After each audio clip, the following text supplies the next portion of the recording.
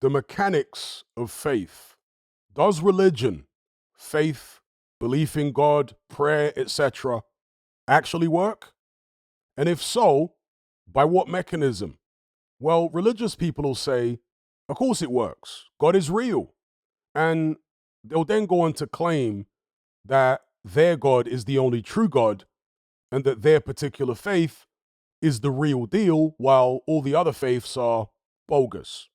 Most atheists, on the other hand, will say that none of it works, and they'll often parrot arguments from the Richard Dawkins book, The God Delusion. Now, myself, as an agnostic, after all I've experienced, observed, and studied throughout my life, I've come to the suspicion that faith and prayer actually do work, but not necessarily in the way or to the extent that religious people think. And I say this because if one particular faith holds the ultimate truth, if it's the only way to connect with God, if it's so perfect and foolproof, and the results are irrefutable, then why do so many lifelong believers decide to convert to different faiths or drop faith altogether? In the black community or the black diaspora, for example, the majority of us come from Christian families. Yet, despite being raised in the church, an enormous number of black men specifically decide to convert to Islam or detach themselves from religion altogether. How do you explain that? Because it happens all the time. There are people who practice one faith for years or even decades, but eventually decide to convert to something else or abandon religion completely. If their original faith was so amazing, if the results were so spectacular, then why would they do that? If it ain't broke, don't fix it, right? Furthermore, you have to account for the fact that there are people in every faith who are happy and successful. And they will tell you that they owe their success to their God and to their religion. But if many of them are following a bogus faith, then that means they're outside of God's grace and therefore shouldn't be living this blessed life of happiness and success, surely. But they are. So how do you explain that? The typical answer you'll get from religious people is that apostates, people who renounce their faith, are individuals who've been misled by Satan. And the ones who achieve happiness and success are simply being rewarded by Satan, whether they realize it or not. But if every religion gives that same answer, then who do you believe? They can't all be the one true faith, right? Now, atheists will typically say that adherence to religion and belief in God simply doesn't work. It's all pointless and stupid, and the people who leave religion completely have just figured that out. But then, as I say, how do you explain the fact that there are many people who achieve fantastic success in life, far beyond what most of us will ever achieve, and they owe it all to their faith? This is what they come out and say. People like Alexander Usyk or Khabib, just to use a couple of combat sports examples. Even if we entertain the idea that these people are just delusional, then we surely have to consider the possibility that certain types of delusion are actually helpful to many people and their lives are better for it.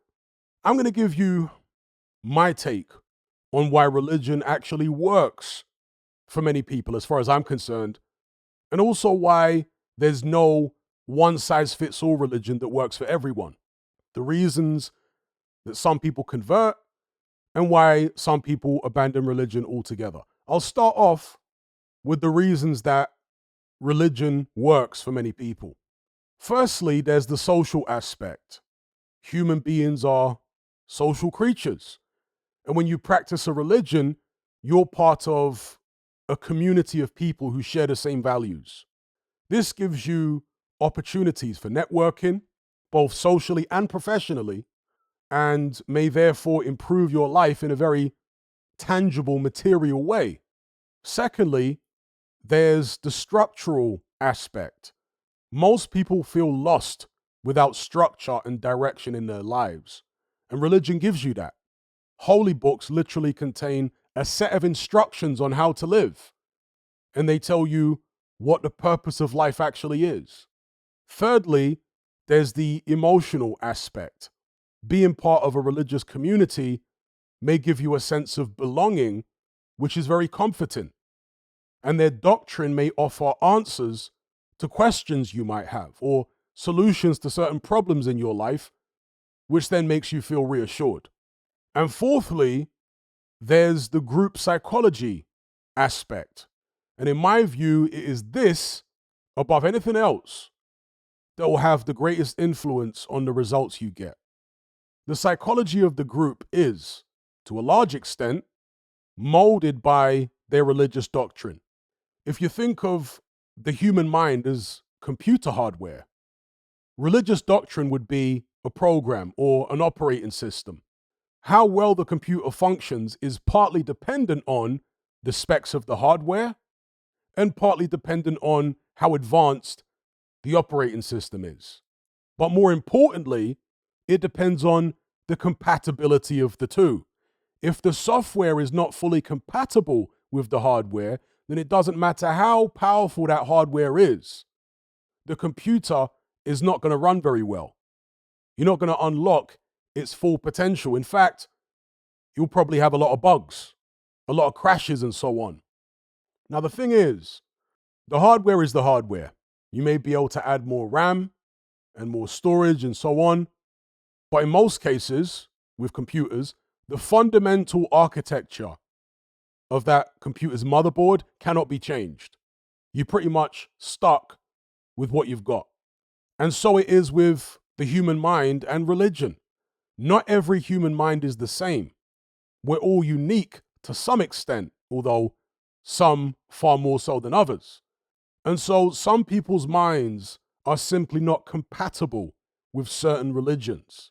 The way that they are neurologically hardwired precludes them from functioning optimally within the confines of certain religious software. Now, in the realm of computers, if you're a software programmer and you have access to the source code, you may be able to modify the operating system to make it more compatible with the hardware. But religion forbids you from doing this. They do not want you to modify the religion to make it more compatible with you. You're supposed to modify yourself to become more compatible with the religion. Nevertheless, people still do it though, right? That's why there are so many different denominations. These are modifications in the operating system. A good example would be Henry VIII. He altered the Catholic operating system to allow himself to divorce and remarry.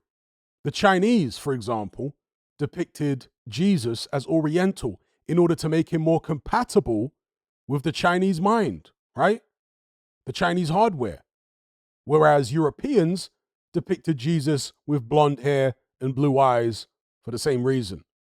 But still, these modifications tend to be quite minimal. They're not radical, fundamental changes to the religious doctrine as a whole. And so the operating system of most religions is still quite rigid, certainly the Abrahamic religions. And so if your mind is not compatible with it, then you may not get very good results. But why do I say that? What's the mechanism behind that? Well, I'm open to the possibility that there may be a subtle psychic force at play in religion. That psychic force being a manifestation of the will and the shared beliefs of the collective. If a god or deity has a certain set of characteristics and attributes ascribed to it, and enough people believe in this deity strongly enough, then the psychic power of the collective can actually manifest this deity into some type of reality, like the creature from the id. Now, I don't think it would be anywhere near as powerful as their holy books claim it to be, but it might be able to influence physical reality in a more subtle way. In other words, if you behave in a way that is agreeable to this deity, then you may find that your luck improves, for example, and things start going your way. But if your actions are disagreeable to this deity, then things may start going bad for you. Now, obviously, you could argue that this is all just self-fulfilling prophecy, predicated on subconscious guilt. When you're obeying the rules, you feel reassured because God is happy with you. And that manifests in more positive body language and behavior and confidence. And in turn, people respond more positively to you. And so your life improves as a result. But when you sin, you feel guilty. So your thoughts become negative and you begin to self-sabotage in order to punish yourself. Now, I think that all of this is absolutely 100% accurate. That is absolutely how religious psychology works. But in addition to that, as I say, I'm also open to the possibility that there's something a little deeper and more mysterious at play as well. A subtle psychic force which is generated by the collective. And you alone would not be able to garner such positive results without it. And when you combine this with the aforementioned social, structural, and emotional benefits that a person might gain through their religion, it can become quite a powerful formula for happiness and success. However, I suspect that the extent to which you receive this mental, emotional, physical, and spiritual assistance is contingent on how compatible your mind is with the religion's operating system. To use a New Age term, you have to be vibrating at roughly the same frequency as the majority of people who practice that particular religion. You have to be on the same psychological wavelength. If you're not, then their quote unquote God will not be able to do anything for you, because their God is actually just their collective subconscious, the hive mind. So no matter how much you pray, or how strictly you follow the doctrine, or how many good deeds you carry out, if you aren't mentally and emotionally in sync or in tune with that hive mind, then your actions alone will never be enough to tap into its power. And incidentally, I suspect that religious ceremonies, when people gather at church or whatever and pray together, I suspect that actually charges the hive mind with psychic power, literally like charging a battery. So the greater the number of participants, the more power the battery receives. But as I say, some people are not going to be able to connect to the hive mind or operating system of a particular religion or a particular denomination even, because their mind is simply incompatible with it. And these operating systems, of course, are not just limited to religion, not by any stretch of the imagination. In fact, I would argue that the vast majority of human minds are running on some form of operating system. They're attached to some form of hive mind, be it academic, political, social, etc. And the same mechanics are at play. When people attend a political rally, for example, they're charging their hive mind with psychic power. The more charismatic the leader is, the more power he can draw from the audience, resulting in a greater psychic charge.